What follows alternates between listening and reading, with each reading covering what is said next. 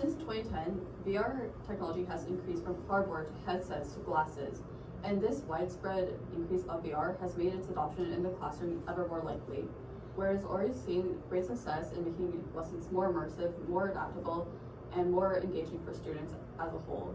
However, one of the main challenges in using VR in the classroom has been content creation due to the specialized needs for creating content in 3D that teachers just do not have, and the digital literacy of students to use that. So more tooling would make content creation even more easier for teachers and more useful in the classroom. So our audience is thus teachers who do not have the budget and their school districts to buy those designers to create VR lessons. And so our audience is teachers looking for a cost-effective, user-friendly platform to develop and edit these lessons, and by having these features, it also applies to students, researchers, and anyone else looking to make more immersive presentations. So our solution is to create a 3D environment that volunteers and teachers can use to create and present 3D educational lectures. So we're going to allow volunteers to create these in a no-code 3D object environment, and then teachers are able to edit and present these to students. Although this idea has been used in the past, ours is different because it provides teachers and volunteers a free-to-use environment to create their own lessons, providing more freedom for students. Our idea includes building a pre-built software that has in-house 3D editor where teachers can build and use and create new classrooms for them to teach in.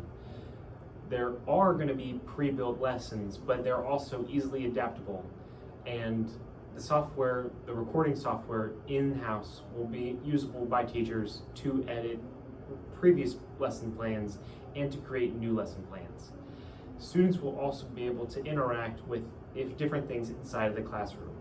This could be inside labs or lectures or any other situation that you could find yourself in while teaching. There could be interactables such as viewing a human heart from up close or performing different kinds of chemistry labs in person.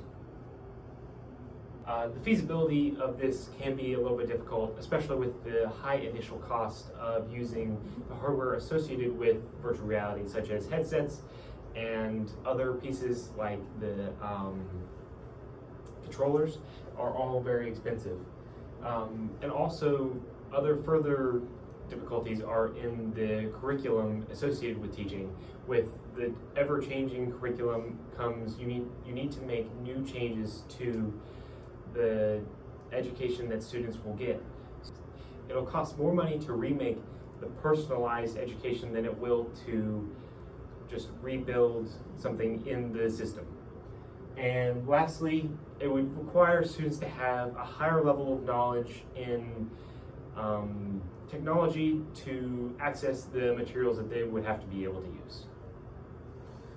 Our next steps are developing the software and marketing to new users. This includes educators and designers. For development, we first need to plan the system architecture to determine the skills of the software engineers to hire and the pre-existing tools to use.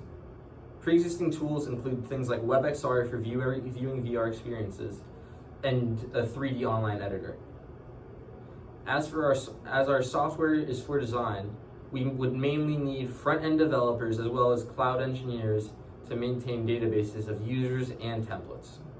To market to educators, we would reach out to school districts and present at educational conferences in order to figure out who wants our services. For designers, we could host weekly competitions for new templates for cash prizes and even recognition. Thank you for viewing the presentation.